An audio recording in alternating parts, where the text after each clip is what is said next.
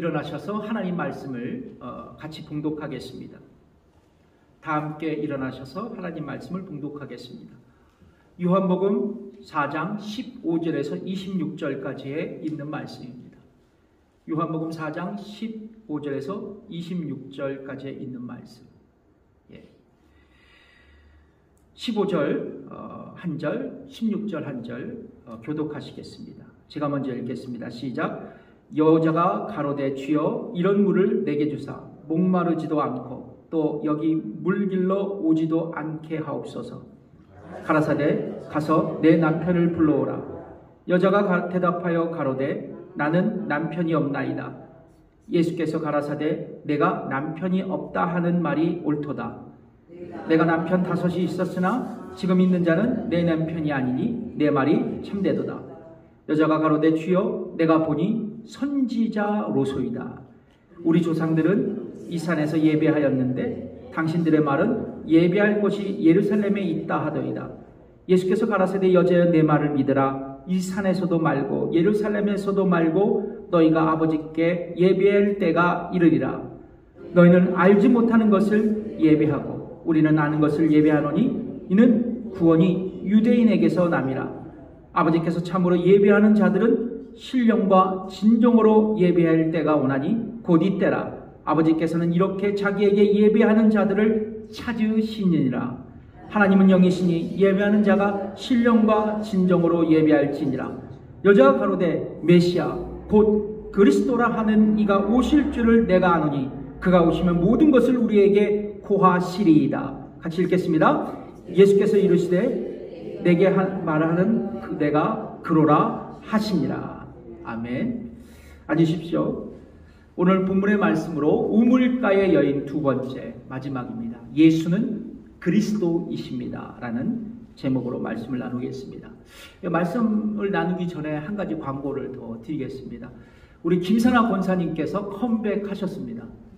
컴백하셨습니다. 그래서 우리 권사님이 이제 우리 박용옥 집사님과 함께 이렇게 같이 동거하시면서 함께 여생을 보내시기로 결정하셨습니다. 우리 권사님 일어나셔서 뒤 돌아보시고 허리가 좀 아프신데 살짝 인사하시면 박수로 환영하겠습니다. 예, 감사합니다. 앉으세요. 예, 감사합니다. 예, 그리고 우리 이금순 권사님도 우리 오래간만에 오셨는데요. 우리 박수로 환영하겠습니다. 예, 감사합니다. 큰일 날 뻔했네. 이게 광고를 빼먹을 뻔했어요. 제일 중요한 광고인데. 예. 자, 여러분 요한복음 3장에 보면 니고데모라 하는 남자가 이제 유대인들의 눈을 피해서 밤중에 예수님을 찾아옵니다. 그것도 은밀하게 찾아와요. 성경에 보면 니고데모는 바리새인이고 또 유대인의 관원이었다고 말씀하고 있습니다. 예수님 당시 여러분 바리새인은 모세의 율법과 또 장로들의 유전, 전통이라 그러죠. 그것을 철저히 지키고 종교적으로 세상과 구별된 매우 엄격한 삶을 이 땅에서 살았던 사람들이었습니다. 요세푸스의 책, 그 역사책에 의하면 예수님 당시 바리새인의 숫자가 약 6,000명이 되었다고 합니다. 어마어마한 숫자죠. 그래서 유대교를 믿는 일반 대중들에게 존경과 신뢰를 받았던 유대교 지도자들이었습니다. 그는 또한 관원이었다고 성경은 얘기하고 있죠. 즉 산헤드린 회원이었습니다. 산헤드린 의회는 뭐냐면 그 당시 입법권, 사법권, 행정권을 모두 집행하는 이스라엘의 최고 권력 기관이었습니다. 초헌법적 기관이죠. 그래서 산헤드린 회원이 되는 것은 개인적으로 굉장한 영광이었습니다. 그 회원이 되기 위해서는 여러 조건을 충족해야만 했습니다. 무엇보다도 유대교에 능통해야겠고 또 키도 크고 얼굴도 잘생기고 그리고 또한 도덕적으로 흠이 없어야 하고 무엇보다도 다른 사람에게 존경받는 사람이어야만 이 산헤드린 의회의 회원이 됐습니다. 바로 니고데모는 이런 모든 자격을 겸비한 유대인의 정치적 지도자였습니다. 또한 성경은 그가 이스라엘의 선생이었다고 그렇게 얘기하고 있죠. 한번 읽어볼까요? 요한복음 3장 9절 10절 시작. 예수께서 가라사대 너는 이스라엘의 선생으로서 이러한 일을 알지 못하느냐. 뭐라고 얘기해요? 예수님께서 이스라엘의 선생이다라는 거죠. 그는 유대인에게 율법을 가르치는 뛰어난 율법 교사였습니다. 그래서 종합해보면 니고데모는 종교적으로, 정치적으로, 사회적으로 유대인들에게 존경받는 사람이었습니다. 그런데 우리가 주목해야 할 것은 그가 밤에, 야밤에 예수님을 찾아왔다라는 거예요. 요한복음 3장 2절의 말씀이죠. 읽어보겠습니다. 시작. 그가 밤에 예수께 와서 가로되. 여러분 상식적으로 생각해보면 고귀한 신분을 가진 니고데모가 예수님을 찾아왔다라는 것은 결코 쉬운 결정은 아니었습니다. 그래서 그는 유대인들의 눈을 피해 밤에 예수님께 나갈 수밖에 없었다라는 합리적인 추론을 내릴 수 있습니다. 자, 그러나 여러분 요한복음의 해석 방법을 관찰해 보면 매우 흥미로운 점을 발견할 수 있습니다. 때때로 요한복음에 등장하는 단어들은 두 가지의 의미로 해석하고 있습니다. 그러니까 요한복음 3장 2절에 보면 그가 밤에 예수님께로 왔다는 것은 첫 번째 뭐냐면 시간적으로 저녁에 왔다라는 것으로 해석할 수 있습니다. 야밤에. 자, 그런데 동시에 그 밤을 어두움으로 해석할 수 있다는 거예요. 참 이게 신기하죠? 더블 포인트 미닝이 있다라는 거예요.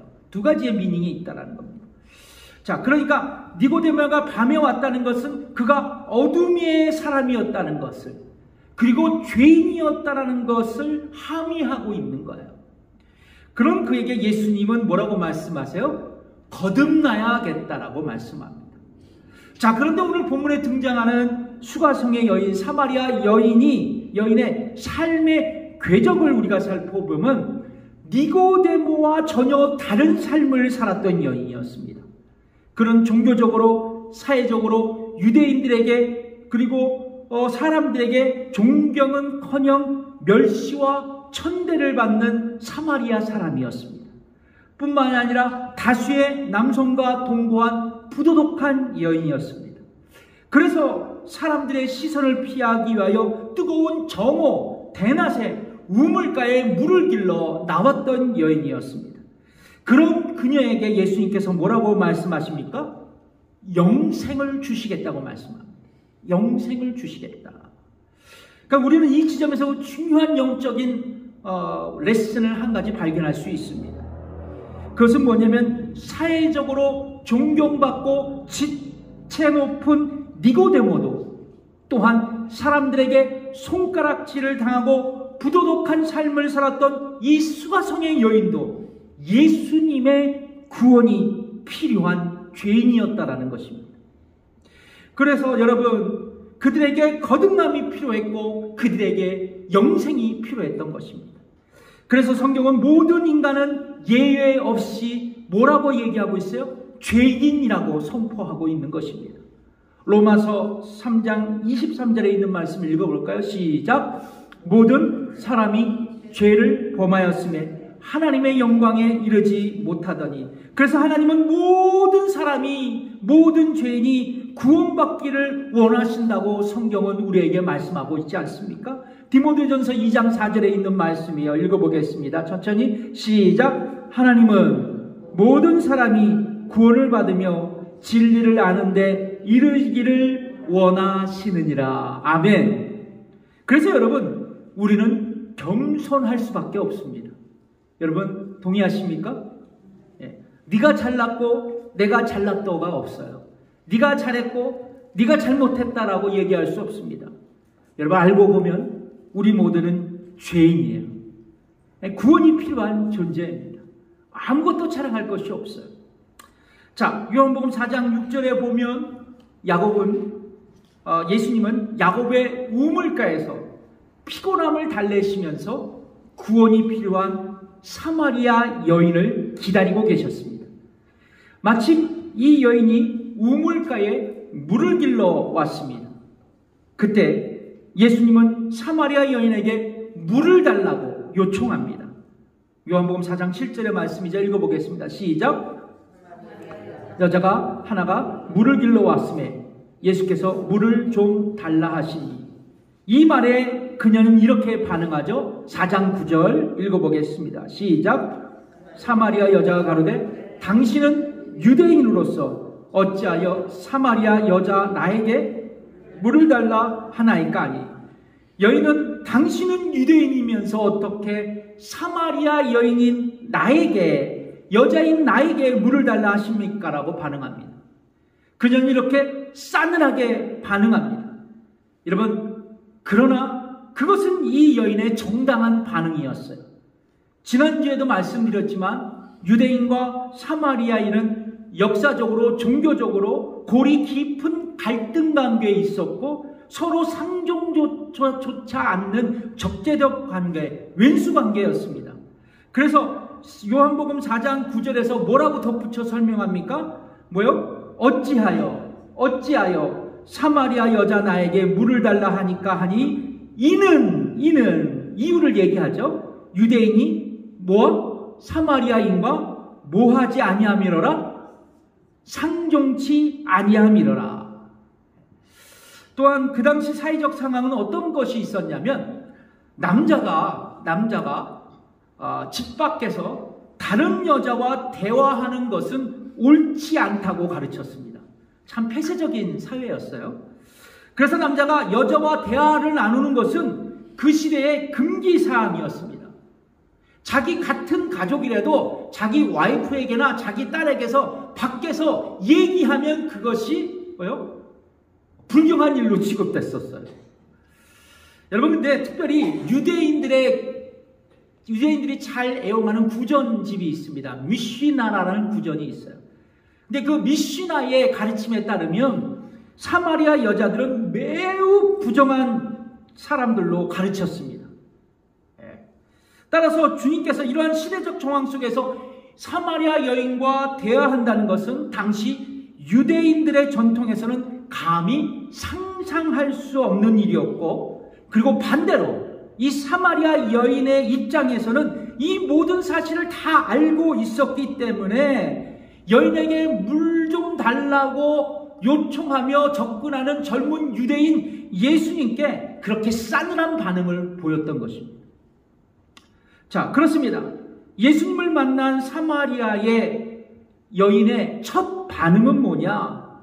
예수님은 나와는 아무런 상관이 없는 분으로 이해했던 것입니다. 유대인 남자라고 생각하고 물 좀 달라는 그분의 요구를 거절했던 것입니다. 여러분, 우리가 예수님을 믿기 전에, 그리고 교회를 나오시기 전에 사마리아 여인과 비슷한 생각을 했을 것입니다. 예수님은 나의 삶에 아무런 상관이 없는 분으로 여겼을 것이에요. 다만 우리가 어릴 적 배운 거 있죠. 공자, 석가모니, 그리고 소크라테스, 예수, 세계 4대 성인 정도로만 생각했을 것입니다. 2000년 전 태어나서 사람들에게 사랑을 가르친 위대한 인류의 스승이라고 생각할 수도 있어요. 근래 여론조사 기관인 입소스의 그 발표에 의하면 참 흥미로운 것을 발표했더라고요.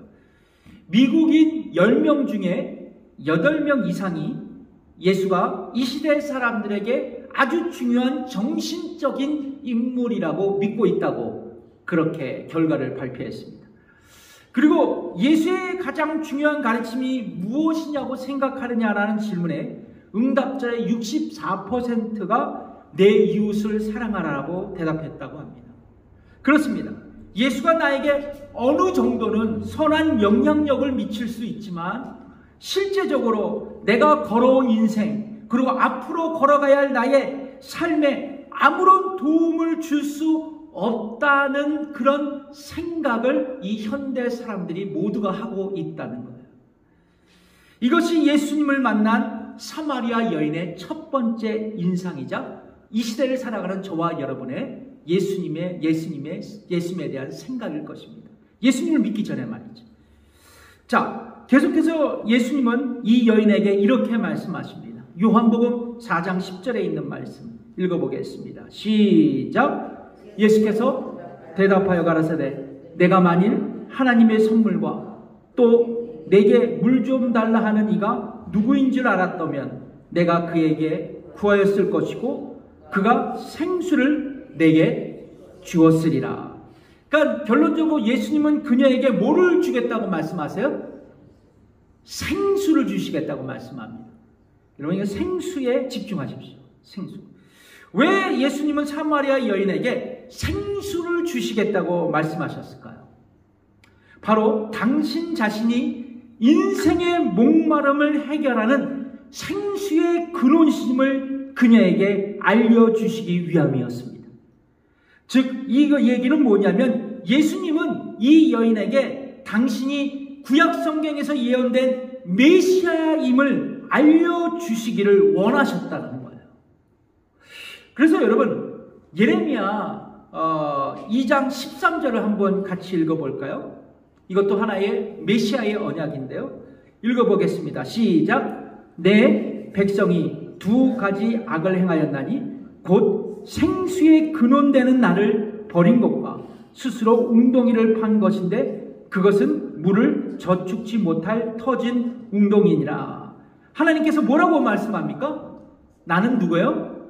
생수의 근원이 된다 말씀합니다. 생수의 근원이 된다. 그렇습니다. 지금 사마리아 여인에게 필요한 것은 그녀의 인생의 목마름을 해결하는 생수였습니다. 그러나 예수님은 그녀에게 인생의 목마름을 해결해주는 생수를 선물로 주는 것보다 더 중요한 것은 뭐냐면 생수를 선물로 영원히 줄 수 있는 분이 바로 당신 자신이고 바로 메시아신 것을 그녀에게 알려주기를 원하셨던 것이에요. 성도 여러분, 전지하신 하나님만이 우리의 사정과 형편을 다 아시고 참으로 우리를 도우실 수 있습니다. 보통 우리는 어떤 사람이 뭐가 필요하냐고 생각하면 그 사람의 지금 현실을 보고 그의 필요를 공급할 수 있습니다. 그러나 그가 원하는 도움이 아닐 수도 있어요. 그러나 하나님은 우리를 보시고 우리의 근본적인 갈급함을 해결해 주시는 분이십니다. 이 사마리아의 여인에게 생수가 필요한 것이 아니었어요. 바로 그녀의 인생의 목마름을 해결해 줄 수 있는 영적인 생수, 그에게 구원이 필요했던 것입니다. 예수님은 그것을 주시기 위하여 당신 자신이 이 영생을 줄 수 있는 메시아됨을 그녀에게 보여주시고 가르치셨던 것입니다. 그렇습니다. 하나님만이 우리의 사정과 형편을 다 아시고 참으로 우리를 도우실 수 있는 분이에요. 그래서 하나님만이 우리를 판단하십니다. 하나님만이 우리를 판단하세요. 그리고 우리에게 최선의 것으로 공급하시고 도우십니다. 그러나 여러분, 만약 우리가 자신이 하나님인 양 생각하고 다른 사람을 쉽게 판단한다면 우리는 하나님 앞에 교만의 죄를 짓게 되는 것입니다. 그래서 여러분, 쉽게 남을 판단하지 말라는 거예요. 성경은. 그것이 하나님 앞에 죄가 되기 때문에 그래요. 사마리아 여인은 예수님께서 그녀에게 생수를 주신다 그러니까 어떻게 생수를 얻겠느냐고 예수님께 묻습니다. 그리고 이 여인은 예수님께서 이 우물의 주인인 야곱보다 더 위대한 사람입니까? 라고 질문합니다. 아마도 사마리아 여인의 시선으로 보면 예수님께서 낯선 유대인 청년쯤으로 생각했던 것 같습니다. 예수님은 그녀의 이런 질문에 아무런 반응을 보이지 않으셨어요. 다만 야곱이 판 우물과 그리고 자신이 주는 생수에 대해 비교 말씀을 하십니다. 자, 요한복음 4장 13절에서 14절에 있는 말씀을 읽어보겠습니다. 같이 읽어볼게요. 시작. 예수께서 대답하여 가라사대 이 물을 먹는 자마다 다시 목마르려니와 14절 내가 주는 물을 먹는 자는 영원히 목마르지 아니하리니 나의 주는 물은 그 속에서 영생하도록 솟아나는 샘물이 되리라. 하나는 야곱이 판 우물물은 아무리 마셔도 다시 목마를 수 있다는 거예요. 그러나 주께서 주시는 생수는 목마름을 영원히 해결해 줄 수 있다는 것입니다. 또 다른 하나는 야곱의 우물물은 마시면 맞을수록 우물물이 줄어들고 고갈되지만 주께서 주시는 생수는 끊임없이 솟아나는 샘물과 같다고 성경은 말씀하고 있어요. 여러분, 그래서 예수님은 야곱보다 큰 자이십니다. 왜냐하면 하나님이신 예수님은 인생의 목마름을 해결할 끊임없이 공급해 주시는 생명의 원천이 되어 주시기 때문입니다. 그래서 여러분 시편 36편 9절에서 이 말씀을 하죠. 읽어보겠습니다.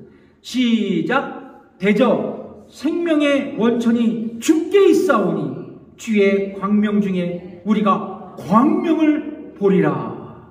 그러니까 하나님 안에, 주님 안에 뭐가 있다고요? 생명의 원천이 있다 그럽니다.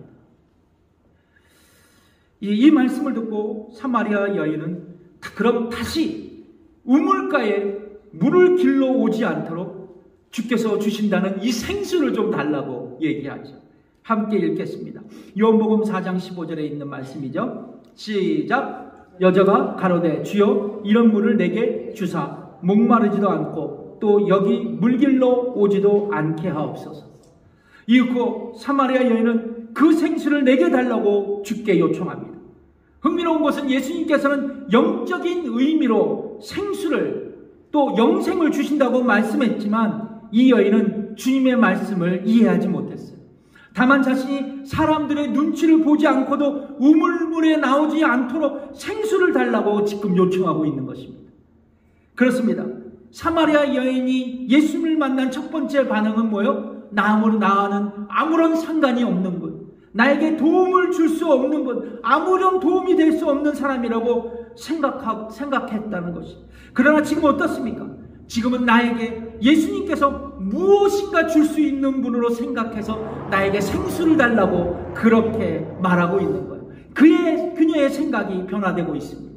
뭐요? 예수님을 만나 지금 영적인 대화를 나누고 있기 때문입니다. 자, 그런데 이 거룩한 대화 중에 예수님께서 사마리아 여인에게 참으로 황당한 질문을 하십니다. 뭐라고 말씀하셨을까요? 요한복음 4장 16절 읽어보겠습니다. 시작. 가라사대 가서 내 남편을 불러오라. 이 여인에게 주님의 질문은 충격적이었습니다. 왜냐하면 그녀는 데려올 남편이 없었기 때문이었습니다. 이 여인에게는 남편이 5이 있으나 지금은 결혼도 하지 않는 어떤 남자와 동거 중이었기 때문이었습니다. 그렇다면 이 모든 사실을 이미 아신 예수님은 왜 그녀에게 이런 가혹한 질문을 하셨을까요? 궁금하시죠? 바로 그녀가 죄인이란 사실을 스스로 깨닫게 하시기 위함이셨습니다. 주님은 이 여인에게 그 질문을 통해서 죄의식을 불러일으키셨습니다. 회개할 기회를 주셨던 것입니다. 예수님의 이 질문에 사마리아 여인은 뭐라고 고백했을까요? 나는 남편이 없다고 말입니다. 사마리아 여인은 과거 부도덕한 삶을 살았고 이것이 그녀의 발목을 잡고 죄책감에 사로잡혀 인생을 살아왔는데 예수님과의 대화를 통해 자신이 죄인임을 고백했던 것입니다. 그리고 이제 그녀의 고백으로 내적 상처는 치유되기 시작했고 죄책감이 사라지게 되었어요. 사랑하는 성도 여러분, 그렇습니다. 우리가 예수님을 만나면 우리의 과거의 죄책감이 사라집니다. 그분의 말씀으로 나의 내적인 상처가 치유되기 시작합니다.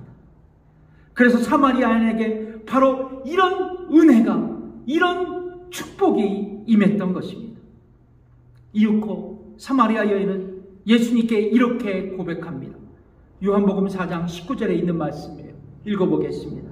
시작. 여자가 가로되 주여 내가 보니 선지자로소이다. 사마리아 여인은 자신의 생애를 모조리 알고 나만의 비밀을 간직하고 있었던 이 사마리아의 여인의 정체를 알고 있는 예수님을 보면서 이분이 바로 선지자다고 인정하고 있었던 것입니다. 그런데 단순히 자신의 과거를 안다는 이유만으로 그녀가 예수님을 선지자라고 호칭한 것은 아니었습니다. 이 고백은 예수님이 메시아인 것을 그녀가 고백한 것입니다. 여러분, 사마리아 사람도 유대인 사람도 원래 한 민족이었습니다. 이스라엘 백성들이었어요. 자, 그런데 이 한 민족이었던 이 사람들이 갖고 있었던 동일한 소망이 뭐였냐면 메시아의 비전이었습니다. 메시아의 소망을 갖고 있었다는 거예요. 특별히 유대인과 달리 사마리아인들은 모세 오경만을 성경으로 취했습니다. 모세 오경을 신봉했습니다. 그래서 메시아에 대한 이 모세의 예언을 확실히 붙들고 있었습니다. 그게 신명기 18장 18절에 나오는 말씀이에요. 읽어보겠습니다. 시작. 내가 그 형제들 중에 너와 같은 선지자 하나를 그들을 위하여 일으키고 내 말을 그 입에 두리니 내가 그에게 명하는 것을 그가 무리에게 다 고하리라. 여러분, 이러한 모세의 예언은 대대로 유대인과 사마리아 사람들의 의식 속에 그대로 잡게 되고 세상에 올 그 선지자를 기다리고 열망했습니다. 사마리아인과 유대인들 모두가 말입니다. 흥미로운 것은 이제 구약시대를 지나서 신약시대에 와서 베드로가 이 모세에 예언한 그 선지자가 바로 예수 그리스도였다라는 것을 증거하고 있습니다. 사도행전 3장 20절에서 또 22절 말씀이죠. 읽어보겠습니다. 시작. 또 주께서 너희를 위하여 예정하신 그리스도 곧 예수를 보내시리니 모세가 말하되 주 하나님이 너희를 위하여 너희 형제 가운데서 나 같은 선지자 하나를 세울 것이니 너희가 무엇이든지 그 모든 말씀을 들을 것이니라. 이 베드로는 모세의 예언을 그대로 이용하면서 예수께서 모세를 계승할 그 선지자로 말하고 있는 것입니다.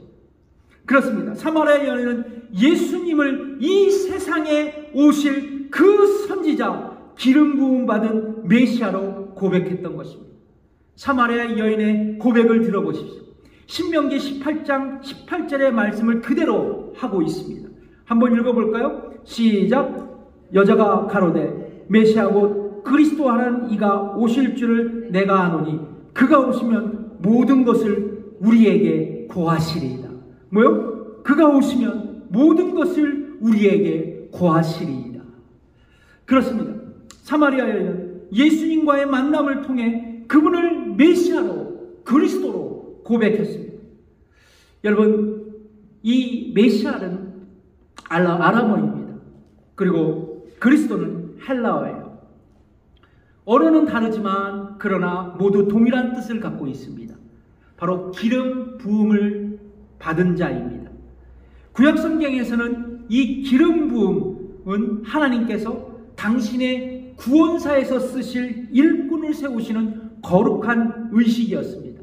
보통 왕, 제사장, 선지자들이 기름 부음을 받아 하나님의 일꾼들로 세움을 받았습니다. 바로 이들이 메시아였습니다. 메시아였습니다. 자, 그런데 신약시대에 와서 이 메시아의 정의가 달라지기 시작했습니다. 이 메시아, 그리스도가 종말의 구원자라는 뜻을 가지게 되었습니다. 그래서 예수님 당시 유대인들은 로마 제국으로부터 이스라엘 백성들을 독립시켜서 정치적인 자유, 사회적인 정의, 평화, 경제적인 발전을 실현할 메시아 그리스도를 고대하고 있었습니다.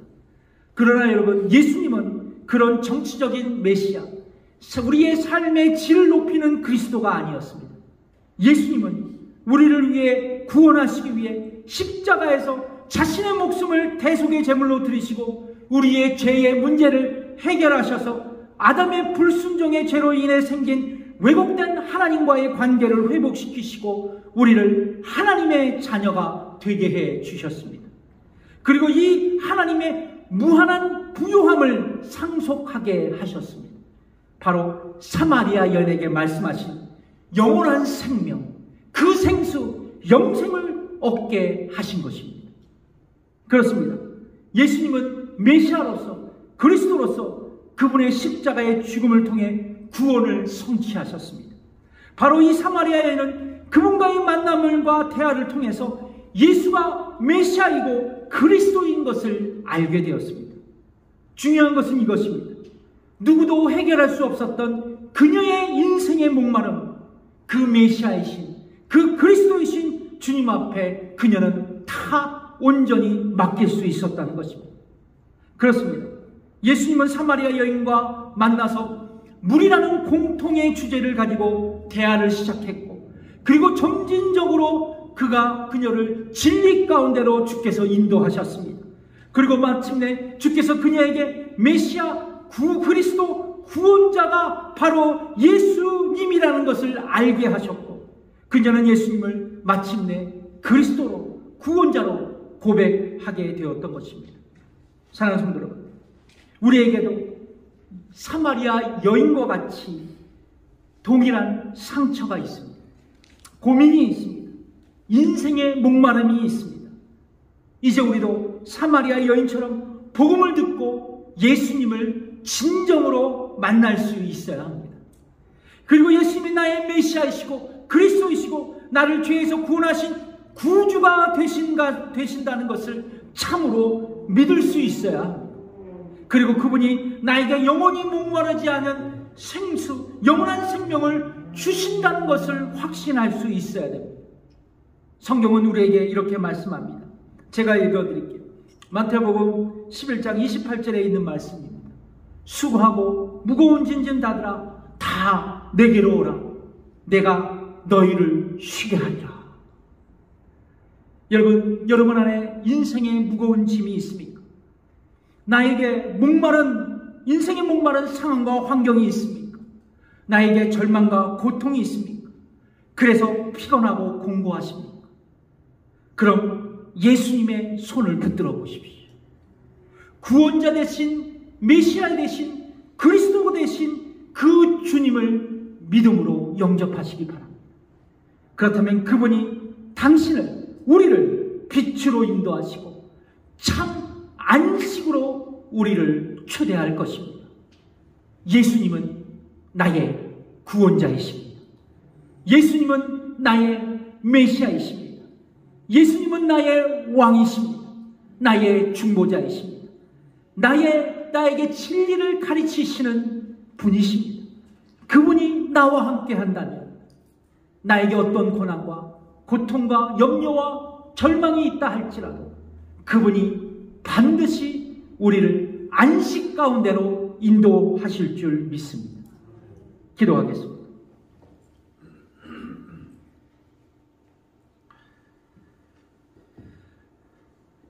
이 시간 함께 기도하겠습니다. 예수는 그리스도이신 것을 이 시간 함께 나누었습니다. 예수는 나의 왕이십니다. 예수님은 나의 중보자이십니다. 예수님은 나를 진리로 인도하시는 분이십니다. 그래서 나의 구주가 되십니다. 주님, 나에게는 우물가의 이 여인처럼 피곤한 삶이 있었습니다. 그리고 나에게도 상처가 있었고 아픔이 있었고 고통이 있었습니다. 주님, 나도 이 사마리아 여인처럼 예수님을 만나고 싶습니다. 그러나 나의 구주로 영접하기를 원합니다. 그리고 내가 그 주님 때문에 나의 모든 상처가 회복되고 절망이 기쁨으로 변화되기를 원합니다. 주님, 내가 예수님을 그리스도로 나의 메시아로 믿겠습니다. 이 시간 함께 이러한 기도의 제목으로 기도하기를 원합니다. 기도하겠습니다. 하나님 아버지, 감사합니다. 아버지 하나님, 우리 성도들과 함께 2주 동안 우물가의 여인을 아버지 하나님 말씀을 들으며 함께 말씀을 나누었습니다. 우리 모두는 인생의 무거운 짐을 지고 걸어가는 구도자입니다. 주님, 나에게 인생의 무거운 짐이 있고 또 쉼없이 어려운 환난의 이 세대를 걸어가며 우리는 절망과 고통 중에 살아갑니다. 그러나 분명한 것은 그리스도이신 예수님을 나의 구주로 영접하고 그분이 나의 구원자이시고 인생의 주님이라는 것을 믿고 바라고 나아갈 때 우리의 모든 짐들은 주님께로 옮겨가고 그 짐을 주님께서 대신 지신다고 말씀하셨습니다. 주님, 우리에게 이러한 은혜와 이러한 치유와 이러한 쉼이 우리 가운데 있도록 주님, 예수 그리스도를 믿음으로 붙들며 살아가는 저희들이 되게 해 주옵소서. 감사드리며 예수님의 이름으로 기도드립니다. 우리 다 함께 일어나서서 이 찬양 드리겠습니다. 주님이여, 이 손을 다 함께 일어나셔서 찬양 드리겠습니다.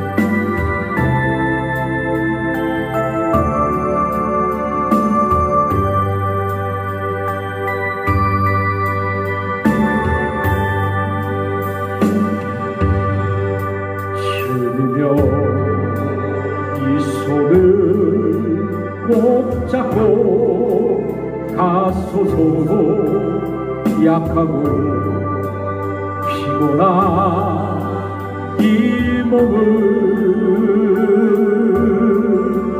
폭풍은 흑암 속 배치사 빛으로 손잡고 날 인도하소서.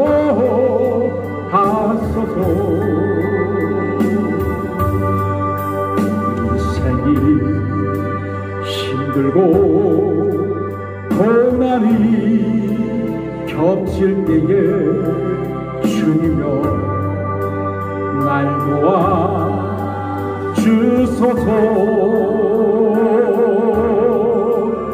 외치는 이 소리 귀여 이 시사 손잡고 날 인도하소서.